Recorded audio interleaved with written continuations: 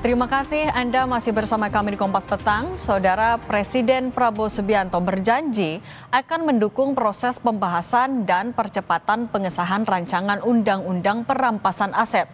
Prabowo menegaskan tidak akan berkompromi dengan koruptor yang tidak mau mengembalikan hasil kejahatannya.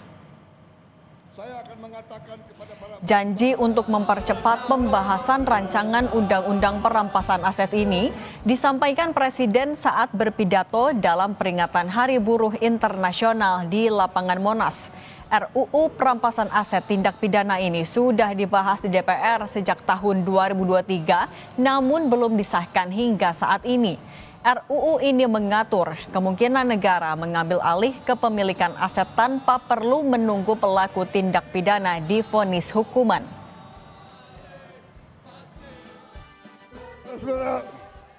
Dalam rangka juga pemberantasan korupsi, saya mendukung Undang-Undang Perampasan Aset. Saya mendukung. Enak aja. Udah nyolong, nggak mau kembalikan aset, gue tarik aja deh itu. Setuju? Pengesahan RUU Perampasan Aset juga merupakan salah satu dari tuntutan buruh yang disampaikan ke Presiden Prabowo Subianto di Hari Buruh. Selain isu tenaga kerja, seperti pembentukan Satgas PHK, pengesahan RUU Ketenagakerjaan, buruh juga menuntut pengesahan RUU Perampasan Aset sebagai bentuk dukungan terhadap pemberantasan korupsi. Presiden Prabowo Subianto berjanji akan mendukung proses pembahasan dan percepatan pengesahan rancangan Undang-Undang Perampasan Aset. Apa langkah konkret pembahasan aturan perampasan aset ini? Kita bahas bersama Ahmad Doli Kurnia, Wakil Ketua Umum Partai Golkar, dan Ferry Amsari, dosen Hukum Tata Negara dan peneliti Posdem Universitas Andalas. Mas Ferry, bagaimana kalau Anda membaca keseriusan dukungan dari Presiden Prabowo Subianto dan juga partai politik di DPR? Ya, tentu sebagaimana istilah yang sering dipakai oleh Presiden dalam berbagai hal tidak boleh omon-omon saja, tetapi juga harus dilaksanakan. Kalau kita lihat, Undang-Undang Perampasan Aset ini kan satu rangkaian ya produk yang harus dipenuhi negara pihak di dalam United Nations Convention Against Corruption, konvensi tentang anti korupsi. Dan salah satu yang disepakati adalah pembentukan Undang-Undang Perampasan Aset selain Undang-Undang Tindak Pidana Korupsi, Undang-Undang Lembaga Anti Rasuah, Undang-Undang Pencucian Uang yang kemudian dianggap sebagai satu kesatuan yang tidak bisa dipisah. Jadi Undang-Undang Perampasan Aset sebagai negara pihak harus diwujudkan. Dan kalau ini bisa diwujudkan oleh Presiden Prabowo, ini satu capaian yang cukup luar biasa dalam isu pemberantasan korupsi. Walaupun tentu kita akan lihat dulu isinya apa, gitu ya.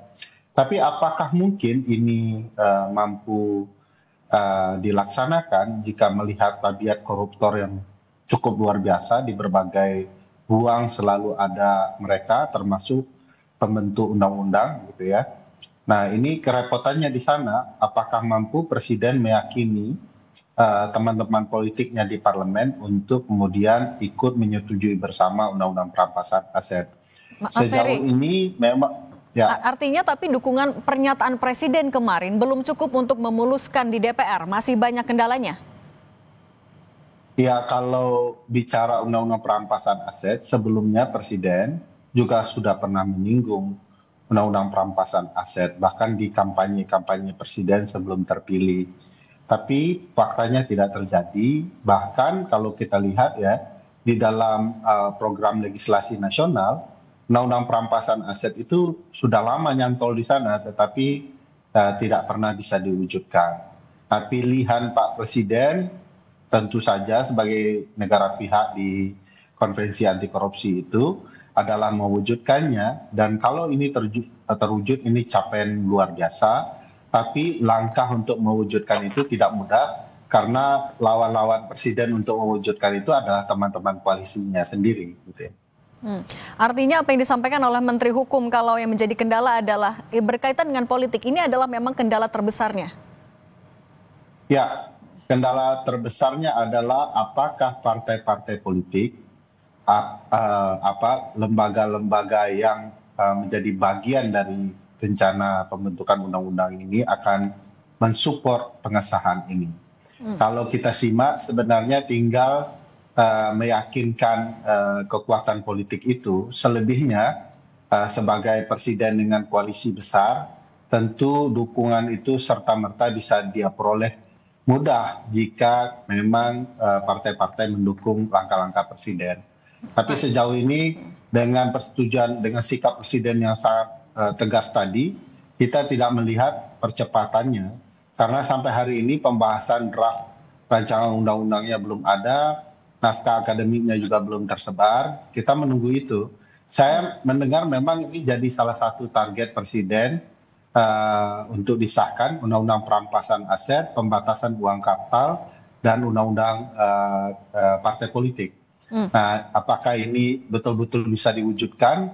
Saya belum melihat ada ruang yang sangat kuat di parlemen. Oke, perlu menguatkan gerakan politik tadi ya. Saya mau tanya dulu ke Bang Doli. Bang Doli, tadi Mas Ferry bilang perlu adanya kesepakatan politik juga. Nah, kalau dari membaca dukungan presiden kemarin, seperti apa parlemen, terutama partai politik pendukung pemerintah akan menindaklanjuti itu? Komitmen ini seperti apa?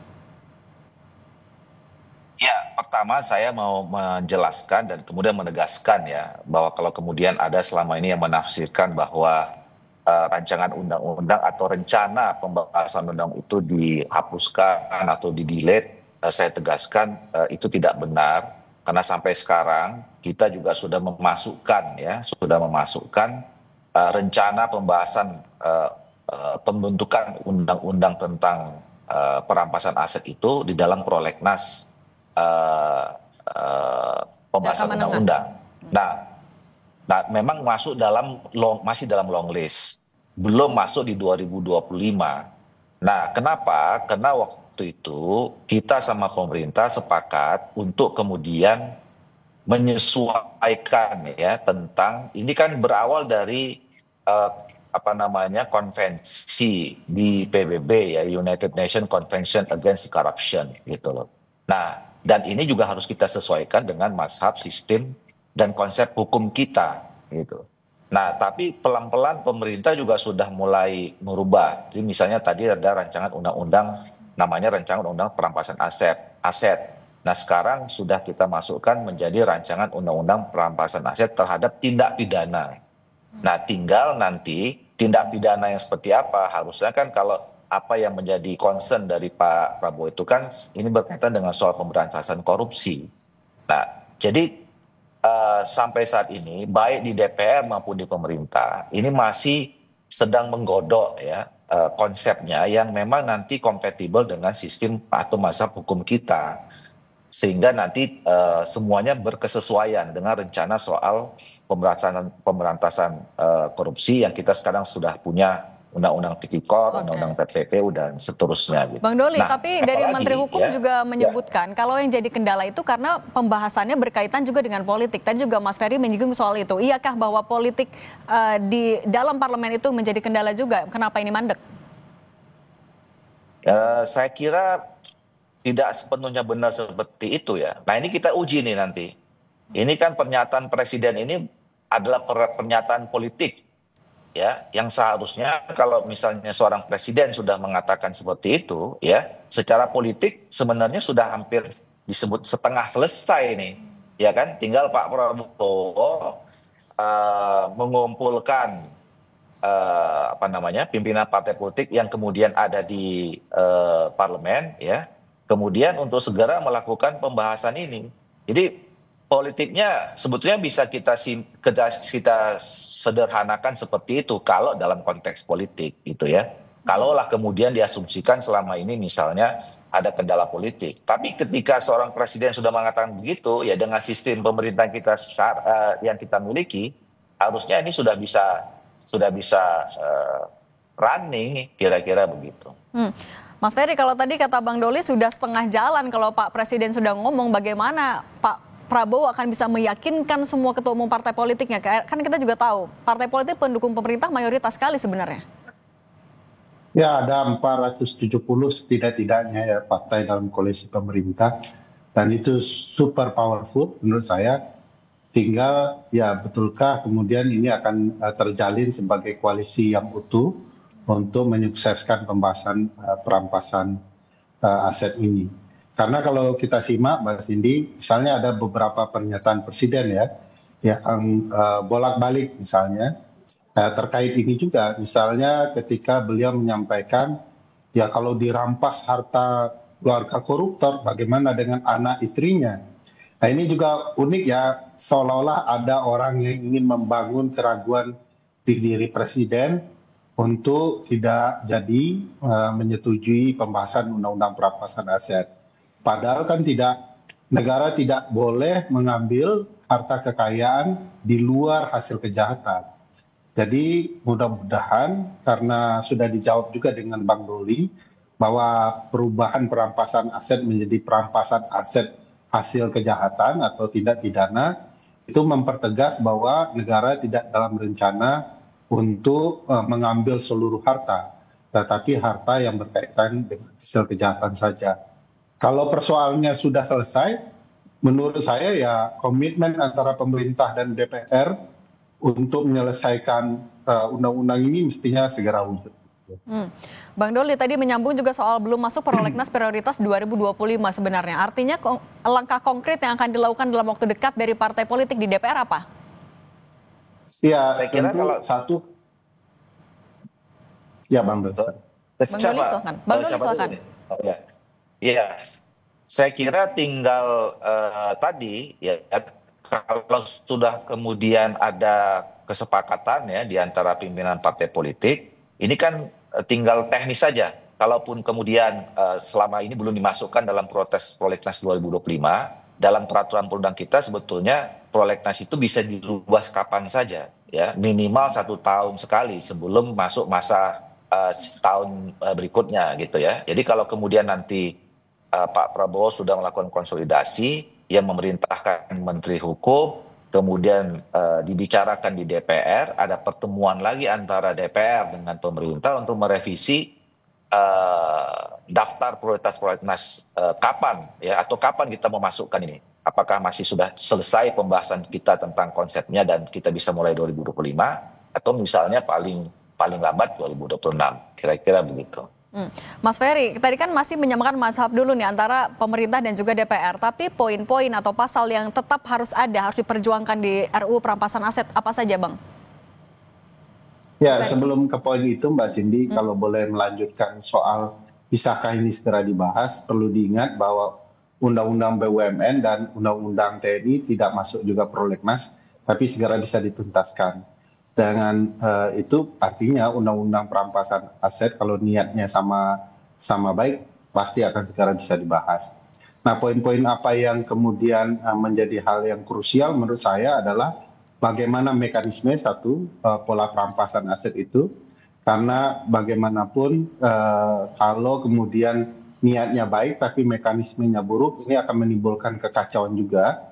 Uang itu mungkin tidak akan masuk kepada kas negara atau karena hal-hal lain yang membuat itu malah tidak efektif dalam upaya pemberantasan korupsi. Kedua yang perlu dibahas tentu siapa lembaga yang bertanggung jawab dalam isu perampasan aset ini, karena bukan tidak mungkin ini akan menjadi concern masing-masing lembaga aparat penegak hukum untuk memposisikan dirinya sebagai lembaga yang berwenang. Dan itu biasanya penuh dengan kesepakatan politik yang mungkin juga akan memperlambat pembahasan. Ketiga, apakah kemudian ada fairness dalam upaya perampasan aset? Jangan karena pelaku kejahatannya adalah orang besar, lalu perampasan aset itu tidak terbuka, sehingga akhirnya tidak akan optimal ya dalam upaya pemberantasan korupsi terhadap hasil kejahatan. Oke, tadi Mas Ferry juga sempat menyinggung soal yang nggak masuk prolegnas aja sebenarnya bisa dibahas kalau Bang Doli, tapi kalau peta politiknya di DPR saat ini sudah satu suara belum parpol di DPR ini untuk menggolkan RUU perampasan aset? Ya, pertama tadi undang-undang itu sebenarnya masuk dalam prolegnas. Nah, tinggal tadi dia akan bisa dimulai itu berdasarkan kesepakatan politik. Kemarin kan kalau kita berkaca dari undang-undang TNI itu dibicarakan dulu di level pimpinan, ya, terus kemudian dibahas di rapat konsultasi pengganti badan musyawarah dan dibacakan kembali di paripurna. Nah, jadi tadi saya kira memang kuncinya adalah adanya kesepakatan konsensus di pimpinan-pimpinan partai politik. Nah, kalau itu sudah terjadi, urusan di DPR itu menjadi teknis. Tapi dinamikanya sejauh ini gimana, Bang Doli? Dinamika tentang soal RUU perampasan aset di antara parpol atau fraksi di DPR? Kalau kami di DPR sebenarnya masih terus, tadi saya katakan, kami masih minta terus teman-teman di Badan Keahlian Dewan untuk menyusun ya, apa saja sebetulnya materi-materi penting tentang soal perampasan aset ini yang berkaitan dengan tadi soal penyusuan terhadap sistem hukum kita ya. Contoh misalnya kemarin saya pernah mengemukakan soal istilah walaupun ini teknis ya. Kenapa kita harus menggunakan kata perampasan misalnya ya, ini salah satu diskusi ya. Padahal sebenarnya kalau kita lihat di UNCIC itu namanya aset recovery ya, pemulihan. Nah, jadi sebetulnya diskusi-diskusi internal dan saya yakin juga di pemerintah berkaitan dengan soal materi-materi tentang perampasan aset ini masih berjalan sampai sekarang. Kalau Mas Ferry melihatnya peta politik di DPR sudah satu suarakah atau masih ada yang berat kayaknya untuk bantu menggolkan RUU? Ya, suasananya masih ada nuansa berat itu ya. Kalau tadi beliau bilang sudah masuk prolegnas kan tidak prioritas, samalah statusnya.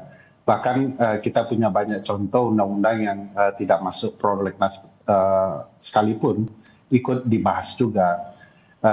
Dan itu biasa sebenarnya kalau dilihat undang-undang pembentukan peraturan perundang-undangan kan bisa berdasarkan putusan MK, masukan dan kebutuhan masyarakat ya bisa dibahas. Dan saya pikir ya kalau kemudian DPR sudah sepakat ya peristilahan itu bukan sebuah hal yang perlu diperdebatkan panjang. Karena kalau di dalam bahasa Inggris kan stolen asset recovery ya. Itu bisa pemaknaannya mau diperhalus tetapi substansinya tetap sama ya tidak ada persoalan. Dan teman-teman sudah cukup lama ya mendukung gagasan ini, hampir 2 tahun belakangan ini di masyarakat sipil terus dibahas termasuk di kampus-kampus. Tinggal kita berharap dengan persetujuan dan sikap presiden itu keterbukaan juga terjadi, Bang Doli, tidak seperti pembahasan undang-undang belakangan yang sangat tertutup sehingga kemudian tidak ada partisipasi bermakna dalam pembahasannya. Yang kita khawatirkan undang-undangnya kesannya kuat tetapi isinya lembek gitu ya, tidak bertenaga untuk ikut serta dalam upaya pemberantasan korupsi. Oke, Bang Doli, terima kasih banyak Bang Doli, Waketum Partai Golkar, dan juga Ferry Amsari, dosen.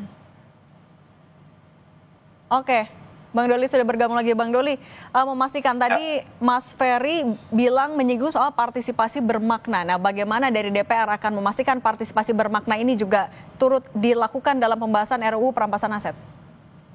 Ya pasti, kami sekarang juga di Balik di periode ini ya berupaya supaya setiap pembahasan undang-undang itu punya meaningful participation yang cukup gitu. Bahkan sebetulnya ketika kita belum tahu sebuah undang-undang itu kapan mau dibahas, kapan mau diundang-undangkan atau mau disusun ya, kita sudah mulai dengan RDP. Ya, RDP itu kita undang stakeholder yang terkait dengan itu, terkait dengan sebuah undang-undang untuk mendapatkan masukan. Dan soal perampasan aset ini kami sudah lakukan RDP 2 kali.